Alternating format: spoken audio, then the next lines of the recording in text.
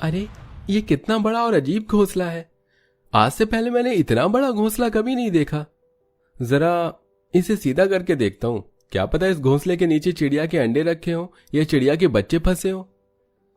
विकास उस चिड़िया के घोंसले को पलट कर देखता है और जैसे ही वो घोंसले को पलटता है उस घोंसले में से एक तेज रोशनी निकलती है और अपने आप विकास उस घोंसले के अंदर खिंचा चला जाता है और कुछ ही देर में विकास एक अलग ही दुनिया में पहुंच जाता है, जहां वो देखता है कि पूरा गांव घोंसले का बना है और वहां सभी के घर भी घोंसले के बने हैं और सभी इंसान घोंसले में ठीक उसी तरह अपना जीवन जी रहे हैं जैसे चिड़िया घोंसले में अपना जीवन जीती है। अरे, ये कितना अजीब गांव है।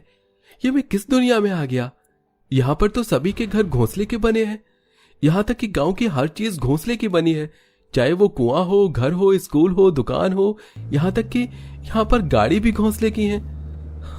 आखिर ये सब कैसे यहां जीवन जी रहे हैं। विकास को कुछ समझ नहीं आ रहा था कि वो कहां आ चुका है। अब विकास गांव के और अंदर जाता है और गांव के एक आदमी से इस बारे में बात करता है। अंकल, ये कैसा गांव है? इस गांव का नाम क्या है? मुझे कुछ समझ नहीं आ रहा। आज से पहले मैंने इतना अजीब गांव कभी नहीं देखा। यहां पर सब कुछ घोंसला का बना है। आखिर आप सब इस घोंसले में कैसे रह रहे हैं? बेटा, पहले हमारा गांव भी अस्तित्व में था और बाकी गांव की तरह साधारण ही था, पर 50 साल पहले कुछ ऐसी घटना घटी कि हमारे गांव का अस्तित्व ही खत्म हो गया और हमारा पूरा गांव जादुई घोंसला का गांव बन गया। क्या? जादुई घोंसले का गांव? इसका मतलब यहां पर जितने भी घोंसले के घर हैं वो सब जादुई हैं? हाँ, सही सुना तुमने। जादुई घोंसले का गांव देखना चाहोगे? हमारे जादुई घोंसले के गांव में सब कुछ जादुई है। हाँ अंकल, क्यों नहीं, मुझे भी देखना है ये गांव कितना जादुई है। और आप सब जादुई घोंसला में कैसे रहते हैं?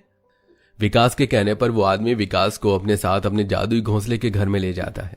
अब जैसे ही विकास उस घोंसले में ले जाता है वो देखता है कि वो किसी सुंदर से घर में है।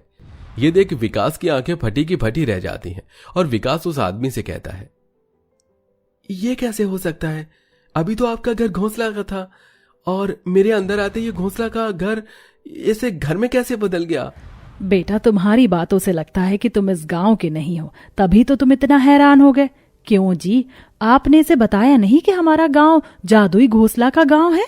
बेटा, ये घोंसला सिर्फ बाहर से घोंसला लगता है, पर अंदर से ये घोंसला बिल्कुल घर जैसा है। मैडम, बहुत बारिश होने वाली है, कृपया घर का दरवाजा बंद कर ले, वरना घोंसले में पानी भर जाएगा। अरे, ये आवाज कहां से आ रही है? ये आवाज हमारे जादुई घोंसला के घर से आ रही है। हमारा घोंसले का घर जादुई है और ये घर बोल सकता है और सुन भी सकता है। यहाँ तक कि हमारा जादुई घोंसला का घर वाटरप्रूफ है। और तो और जादुई घोंसले के घर में कभी भी लड़ाई नहीं होती। यहाँ पर हर इंसान बड़े ही प्यार और मोहब्बत के साथ रहता है। यहाँ किसी के भी मन में लालच या किसी को लेकर कोई जलन नहीं होती। अरे, मुझे अपनी आंखों पर विश्वास नहीं हो रहा। कहीं मैं कोई सपना तो नहीं देख रहा। पर आपका ये गांव जादुई घोंसले का गांव बना कैसे? आखिर इसकी कहानी क्या है? कहानी तो बहुत लंबी है बेटा। अगर हम बताने बैठे तो हम बताते बताते थक जाएंगे, इसलिए हम तुम्हें अपने गांव की कहानी बताएंगे नहीं बल्कि दिखाएंगे। जादुई घोंसले का घर। मैं चाहती हूँ कि तुम इस बच्चे को हमारे गांव का इतिहास दिखाओ। जैसी आपकी आज्ञा मैडम। उस औरत के इतना कहते ही उसके घर की दीवारों पर एक स्क्रीन चालू हो जाती है और टीवी की तरह उस पर गांव का इतिहास दिखाया जाता है, जहां सभी गांव वाले आपस में बातें कर रहे होते हैं। सरपंच जी, इस पेड़ पर तो इन चिड़ियाओं ने अपना घोंसला बनाकर इस पेड़ पर अपना कब्जा कायम कर लिया है। हर समय चिड़िया के बच्चों की आवाज आती रहती है, जिस वजह से सुबह के 3 बजे ही हमारी आंखें खुल जाती हैं। सही से नींद पूरी नहीं होने की वजह से अब तबीयत भी खराब रहने लगी है।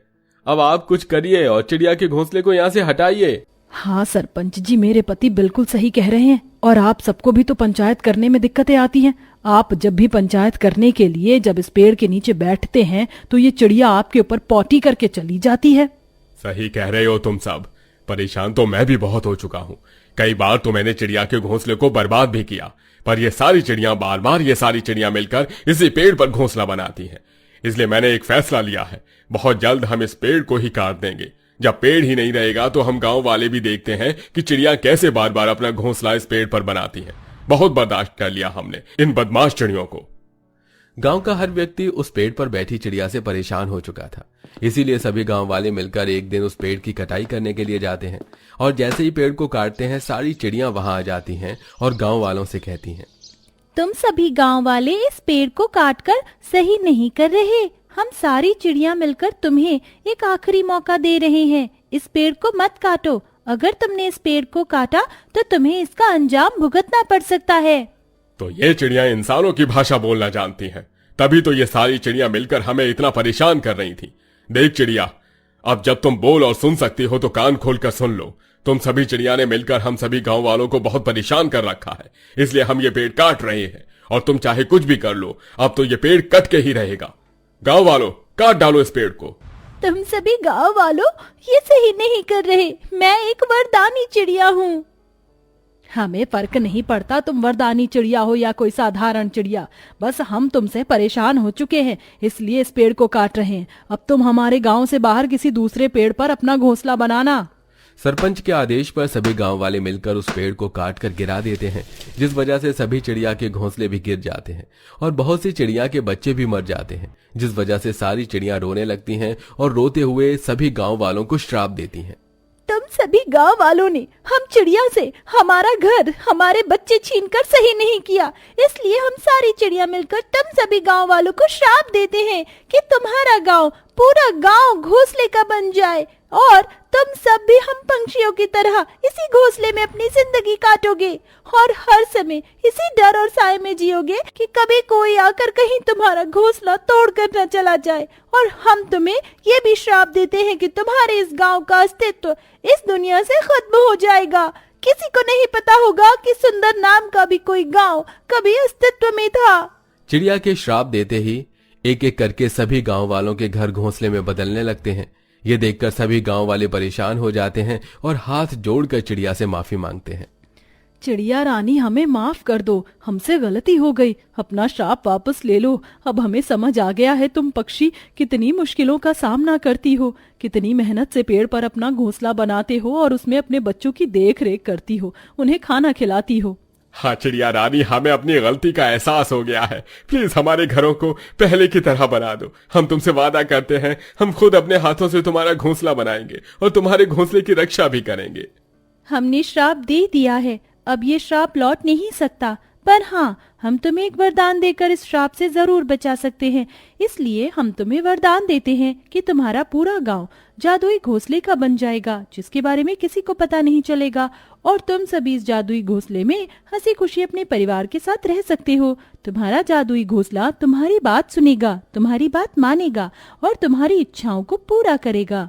तुम्हारे घर में कभी लड़ाई नहीं होगी, सब कुछ तुम्हारी मर्जी से होगा और खुशियां तुम्हारे कदम चूमेंगी। हाँ, तो अब समझ आया मुझे। इस तरह तुम्हारा ये पूरा गांव जादुई घोंसला का गांव बन गया। पर अंकल जी, अब मुझे अपने घर जाना है। आप मुझे बताइए, मैं इस जादुई घोंसले के गांव से कैसे बाहर निकलूं? बेटा माफ करना, पर अब तुम यहाँ से कभी नहीं जा पाओगे, क्योंकि अब तुम भी इस गांव का हिस्सा बन चुके हो। इस गांव में आने का रास्ता तो है, पर यहाँ से जाने का कोई रास्ता नहीं है। पर तुम फिक्र मत करो, तुम जैसे ही मेरे घर से निकलोगे तुम्हें तुम्हारा जादुई घोंसले का घर मिल जाएगा।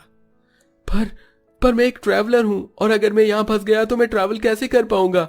मुझे इस जादुई घोंसला के गांव में नहीं रहना, मुझे अपने साधारण शहर में जाना है। माफ करना बेटा, पर हम इसमें तुम्हारी कोई मदद नहीं कर सकते, क्योंकि हमारे गांव को श्राप और वरदान दोनों ही मिला है। जिस तरह से हम ये दोनों चीज झेल रहे हैं, उस तरह से तुम भी अब इस गांव का श्राप और वरदान झेलना ही पड़ेगा। उस आदमी की बात सुनकर विकास बहुत उदास हो जाता है और उसके घर से बाहर निकलते ही विकास को भी अपना खुद का जादुई घोंसला घर मिल जाता है और वो अपने घर में चला जाता है। और इस तरह विकास उस जादुई घोंसला के गांव में आकर बुरी तरह से फंस जाता है और फिर कभी वहां से बाहर नहीं निकल पाता और वहीं पर रहने की आदत डालता है।